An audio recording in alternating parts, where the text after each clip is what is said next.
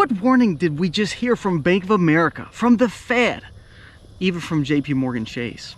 What are some of the crises that they are bringing up that's saying, you know what, we're not out of the woods yet? Well, let's jump into it today. Some of the stories that they've talked about, some of the studies that's been done, and that even though we're hearing that, no, we're not going to go through a recession, even though we're hearing that, you know, there's nothing to worry about, your money is safe, we're going to have a soft landing, that quote, soft landing.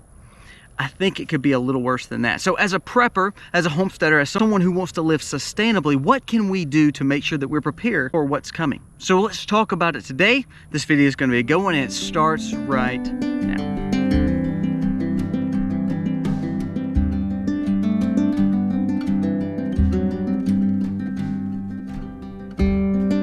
Hey guys, welcome to the Max. Thank you so much for being here today. We still have had no rain over the last few weeks, so it is getting dry, and I'm hoping that we get some rain soon. It's pretty bad. So, you know, it's August in the South. So if you notice, I've got like a red face. It's not just because it's hot outside. Me and the family have been on the beach for the last few days. If you want to go check out that vlog, we have a vlog going on the Max Life. It talks about the vacation we just had.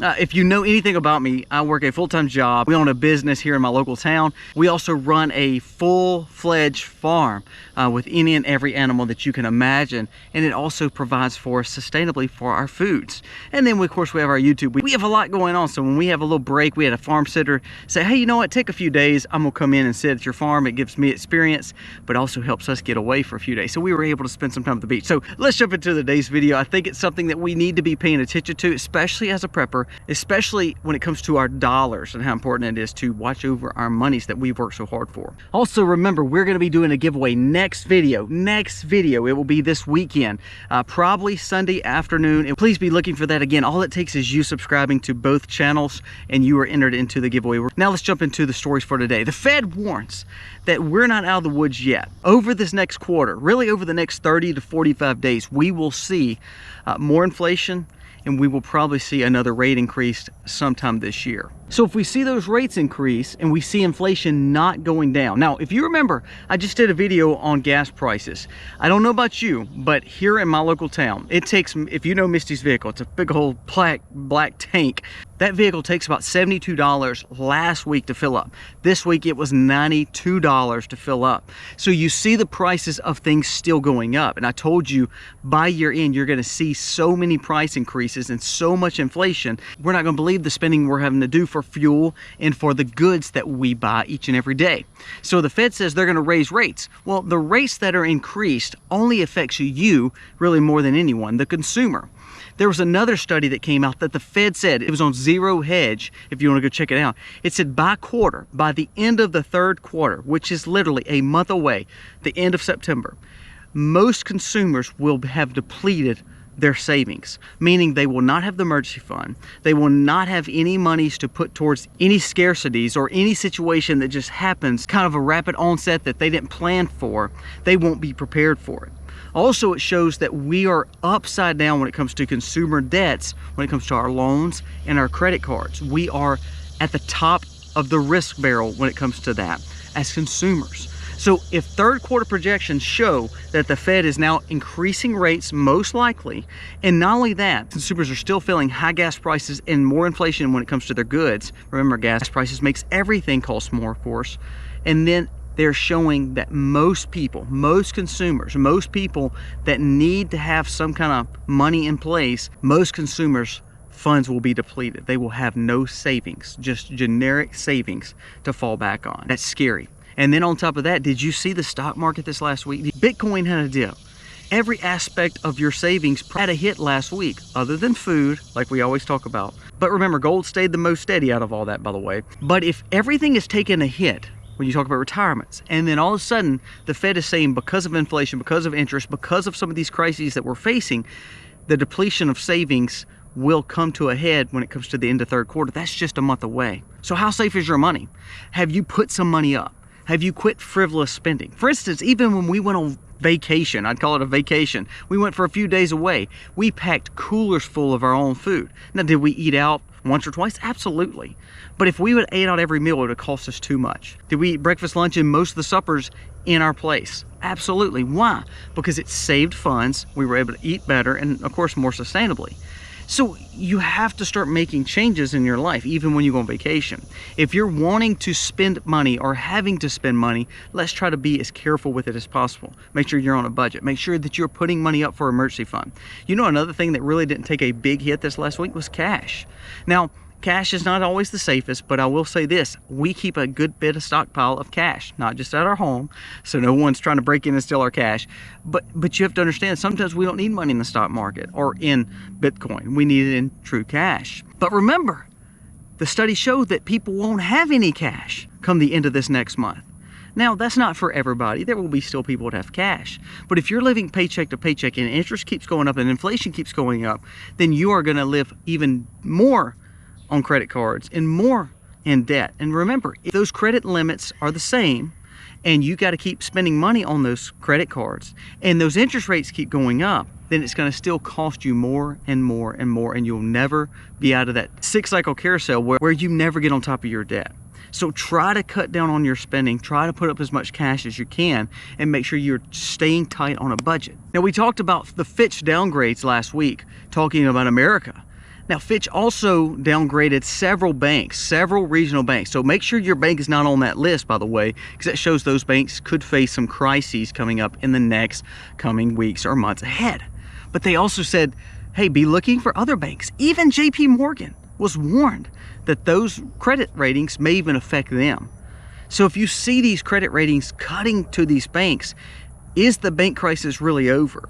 Should you be worried about your funds? I don't know. You just need to be thinking through some of this. And if you have some excess money, why don't we look at some cash? Why don't we look at some stockpile of food and maybe some self-defense tools or some other assets that can be a little bit more liquid than sitting in a bank that could be volatile or sitting in the stock market that could be volatile? Again, crypto has struggled this last week. Not saying it won't go back. Not saying the stock market and the crypto will always stay down. But I think we're going to a tough end of the year quarter because nothing is playing in our favor as consumers. So the Fed warnings, also Fitch warnings saying we're going to see some downgrades on some of the banks. So there is some financial problems still happening when it comes to the crises at the banking level in our financial institutions, which is where we hold most of our money. Also, I know a lot of people have talked about this, but Bank of America came out and said, hey, there's a day of reckoning coming. You're going to see people in businesses and commercial businesses, all this debt that's been borrowed, all this money that was on these notes that are, you had 5-year locks, 10-year locks, and all of a sudden they're going to balloon after. Well, no one thought the Fed would raise rates as quickly as they have. So when all these notes come to being refinanced and they were at 0% or 1% or 2%, and now they're going to go up to 7, 8, 9%, you're going to see a lot of businesses struggle with that. You're going to see a lot of businesses just say, hey, take this property back, take this business back. We're going to default automatically. We're going to give it back to you. You're going to see that. There's already been a lot of big cities that have these big office buildings that are just giving those back to banks because they can't afford the refinance. They're not making enough money to justify holding them, so they're releasing the asset back to the bank. Well, the bank doesn't need this office building. So you're going to see more struggles there because people can't refinance when they're losing a great interest rate and all of a sudden they're going to a very high interest rate and there's no end in sight. If there's more interest rate hikes coming, then a lot of those places are just going to falter. They're going to default on those debts. If Bank of America is saying, hey, there is a big portion of commercial real estate, there's a big portion of consumers that took high risk on some of the homes and some of the credit cards and some of the loans they took out. If all those interest rates start ballooning or changing and they start inflating from 2 or 3% to 8%, you're going to see catastrophic situations when it comes to the financial institutions. Either bank fails or you're going to see so many people get delinquent on their debts. Now, we've been given tons of cash by the government. We've seen low interest rates, probably too low, and we've seen people spend and not save. So therefore, we've gotten this, again, carousel situation where we can't get off the fast merry-go-round. It's going to throw us off. There's no such thing as slowing it down. I believe the Fed's been trying to slow it down, even though I don't like the Fed, even though I believe a lot of this is the Fed's problems. A lot of this is the government and the Fed working together, and long story there. But if we don't get a hold on it, and if we don't start doing things personally for ourselves and trying to control our own budgets and our own monies, I believe we will be affected when all this stuff starts hitting the fan, if you know what I mean. So if we hear Bank of America now, JP Morgan, The Fed, the rating companies are all telling us there is some hard times coming in the next 30 days, in the next 45 days, in the next quarter. By year end, you're going to see some pretty hard times come when it comes to inflation and interest. You may hear some banks getting downgraded and having some major troubles. Some of these office buildings, some of these commercial real estates, you're going to start seeing these notes ballooning, and refinance is supposed to happen. Well, if all of a sudden 550 or 600 basis points of interest raised and then you can't get those great rates anymore, what's going to happen to all that? People are still working from home. They're not filling up these office buildings anymore. So it's putting a major constraint on commercial realty. And I don't think people see that. And I'm worried that we don't. It's kind of like the housing situation back in 08 and 09. Everybody said, oh, it's okay, we're okay, nothing's going to happen. All of a sudden, bam, it happened. The market had a major correction, crash, whatever you want to call it. I believe we're in the same boat. Look across the world. China's market's not doing any better. Japan's market is doing okay in some aspects, but they're so upside down with their debt situations. UK and Europe and all that situation, bad. None of the people that we do business with is any better. So are we looking at a global situation or just an American situation? Either way, it will affect you, because guess what? You have to buy things. You have to have those goods. So when we hear these kind of warnings, and people, they'll comment on my post and say, well, you're fake, you're just fear-mongering. No, I'm not. I'm just reading you the data. I'm just reading you the stories that's been published by reputable sources saying there is some rather cautionary news that you should be paying attention to, and you need to make sure you're ready for it and your money is ready for it. Again, not to beat a dead horse, but the one thing that has not went down in value is food. You have to have food. Again, go back to cash, go back to tightening your budget. That is what's going to help you go through this and mitigate the risk for you and your family. Bank of America also says there is around $1 trillion of private debt that is headed for potential trouble. Most of the debt has been created because of bad lending and also depending on those lower rates, and then all of a sudden now it's changed. The whole climate of money has changed. Interest has went up dramatically. So it will affect a lot of these businesses, a lot of these loans, a lot of these people who probably shouldn't have got all this extra money and what we call free money because it was so low of interest. Now they're going to really pay for it. Now the problem is, if they can't pay for it, who's going to pay for it? The government, the tax system? Are we going to see major issues there? Listen to this. Around $400 billion in assets are considered to be pre-distressed, while $150 billion of assets is in deep distress. That's from Bank of America. Remember, these big banks, even though I don't like them, they know everything to do with the global financial system because they have too many hands in it. They're controlling the puppet strings. So when they're warning you, you may want to listen. Even though I wouldn't bank with either one of these banks, I would still say you need to make sure that you heed their warning because they have their hands all in this. And so therefore, when you hear Bank of America and you hear JP Morgan Chase, you hear the credit ratings, you hear the Fed, who is completely in the middle of all this, warning you of your money, take heed, learn wisdom, tighten the budget, protect the cash as much as you can, and start buying some food to take care of your family. Get out of debt and quit frivolously spending. If you don't need it at Walmart, don't go buy it. If you think you can get by, don't buy it. If you think it's a want or it's a need, here's how you tell.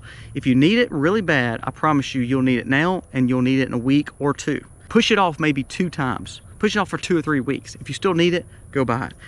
If you don't need it after the next week, then you realized it was probably more of a want or desire more than a true need. Okay, I'm gonna leave you with one more thing.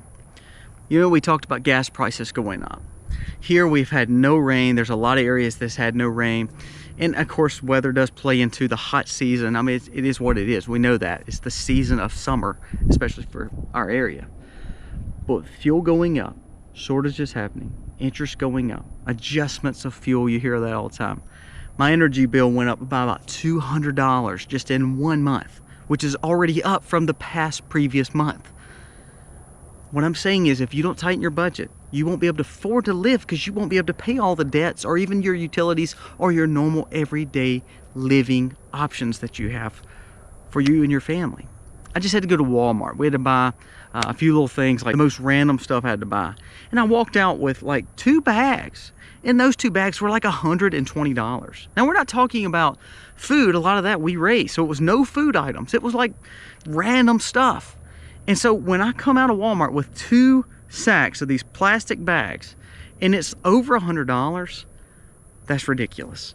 And if we don't start looking at different options for ourselves, we're all going to be impoverished, and we're all going to be sitting waiting for the government to feed us, waiting for the government to provide all our needs, because our energy bills are going up, gas prices are going up, our food prices are going up, while your money is sitting in banks struggling, while your money in the stock market is struggling. And again, I'm not trying to be a Debbie Downer. What I'm trying to say is look at what's happening around you and prepare yourself for maybe a tough next 30 days, maybe a tough next 2 or 3 months. And that way you can look at it and try to be wise and make good decisions when it comes to your money, your food, your family, and everything that goes on in your life. So look up. Don't get discouraged. Look at what reality actually is. Seek wisdom. And again, I always say spiritually, if you find Christ through all this situation and you say, you know, I'm going to put my eyes on him, I'm going to do all the best things I can, I'm going to love my family, I'm going to provide for them the best way I know how. If I'm living paycheck to paycheck, that's okay, but I'm going to try to tighten that down a little bit more. If I don't need that $10 app or that $10 monthly subscription to, you know, watch Hulu or whatever you've downloaded or have monthly subscriptions to, take away from some of that. Hey, YouTube's free. Go watch YouTube for a little bit and turn off the cable. It would save you, you know, $50, $100. I don't know what you're paying. You tighten that budget down, and then you take that money and you start putting it up for safety. You don't realize how good it feels when you can start putting some money up to buy the food, to buy the things that you need, to make sure you have a little stockpile just in case emergency comes. Guys, prepare the best you know how.